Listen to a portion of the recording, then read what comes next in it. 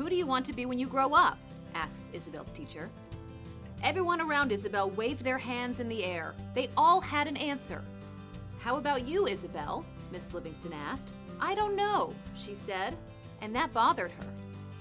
I'm Abby Huntsman, and I wrote a book called Who Will I Be? And it is about a young girl who doesn't know what she wants to be when she grows up, and everyone in her class seems to know, and she's frustrated by that. And so her dad picks her up from school, and he asks her, what's wrong with you? And she said, Dad, I don't know what I want to be when I grow up. And so he asks her, well, what makes you happy in life? What do you like to do? And she listed off a few things, and he said, well, it sounds like you enjoy making other people happy, and you like helping people. And she said, well, Dad, a helper's not a job. He decides to take her the long way home and to point out jobs that help other people. So as they're crossing the street, he points out the crossing guard, and he says, you know, Isabel, do you know what they do? They pass a church, and there's a pastor out sweeping the sidewalk. He ends up inviting her into the soup kitchen. He says that's one of his favorite places to be, where he can serve people food. There's a moment where they're watching the police officer, and he's helping an older woman cross the street. She's going over to the library. I mean, there's so many parts of this book that I think are so great, and just a reminder of so many incredible jobs out there and just good people.